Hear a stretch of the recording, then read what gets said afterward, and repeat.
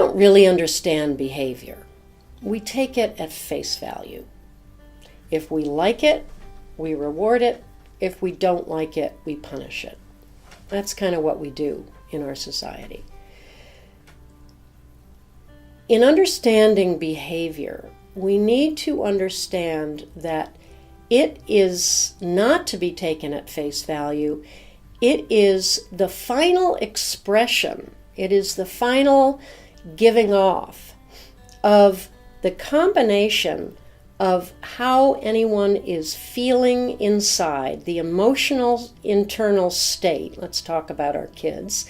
The internal emotional state of our child, whether it's from somebody calling him a name 10 minutes ago, or whether it's from years of feeling misunderstood and unaccepted.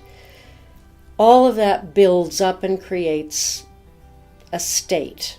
That combines with whatever's happening in the outside world, the external, whether it's what my parent is saying to me or doing, my teacher, my friends, my peers, an event. Whatever the external is, meets with that internal state. The result is behavior, right? It's like steam escaping from a pot of boiling water.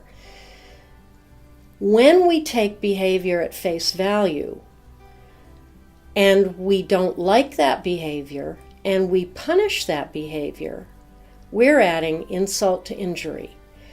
We are taking a problem that the child is having, the cause of the behavior, and we're making it worse. We want to be really grateful for our children's behavior, no matter what it is, because that behavior tells us how our kids are doing, right? So if the behavior is temperament appropriate, this is just how my child is. If the behavior is developmentally appropriate, and we need to understand that, annoying as hell it certainly can be, but it tells me my child is doing fine. So, if my 4-year-old is making a cake on the floor with the flour she saw me use in making dinner last night, and the flour is all over the place, annoying, irritating, you bet. But she's doing just fine. She's using age-appropriate behavior. If, however, she is yelling and screaming at me, at her sister, throwing things, acting off the wall, really behaving unacceptably, that means she's having a problem. And so if I punish that, I am going to make things so much worse. Punishment is a coercive, manipulative tactic to get someone to do what you want, right? It requires power over. It is putting a child in timeout. It is grounding a child, sending him to his room. It's taking away a privilege. It's all of the things that we have been told for generations that we need to do to our children in order to get them to behave properly. So tell me, why do we think that we need to make a child feel terrible in order to get them to behave better? It doesn't work. We already know that it doesn't work with dogs, it doesn't work with horses, but we still use the same old tactic on our children. And consequences is a PC word, what I think of as a PC word for punishment. We like to couch it in the word consequence because it doesn't sound quite so bad. But when it is an arbitrary consequence, when it is not something that is agreed upon between me and my child, and when it is not a natural consequence, we're putting it into action. We're using our power to make it happen. Natural consequences, however, are the most important teachers our child can have. But when we use our own punishments and consequences, we're actually keeping them from experiencing natural consequences. Punishment teaches repression of feelings, retaliation.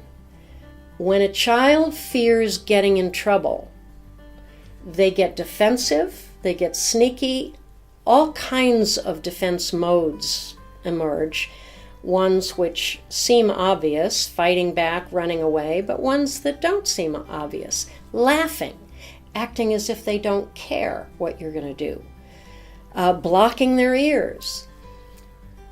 These are all defense mechanisms that children learn how to use to protect themselves from getting in trouble, right?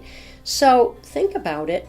If your child didn't ever get in trouble, you would never have any problem with lying and sneakiness. You would have a mutually satisfying relationship.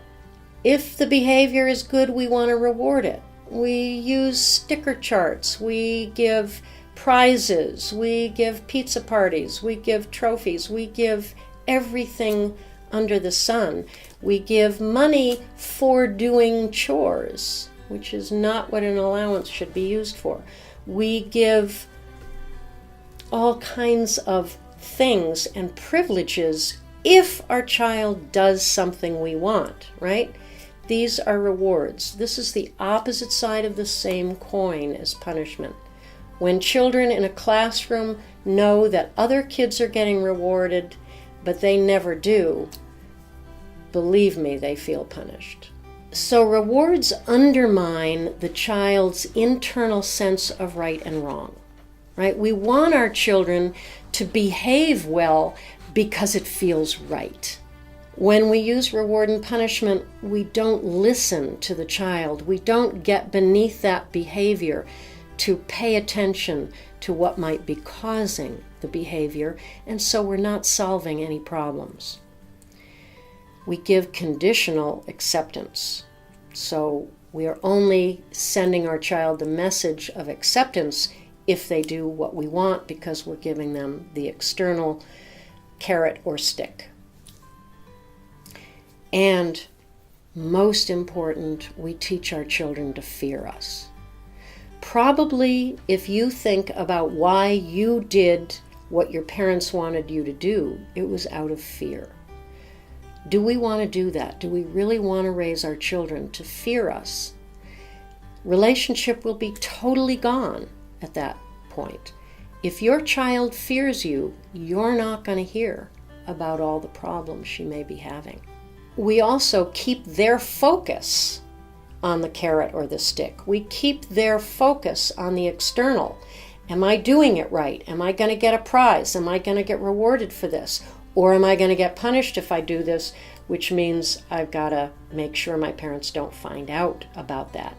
Think about it. When you were sent to your room, when you did something wrong, did you spend that time thinking about how you should never have done that and that next time you're going to do it very differently?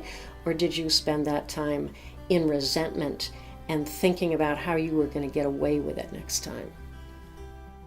Visit bonnieharris.com or click the link in the description below for a free half-hour consultation.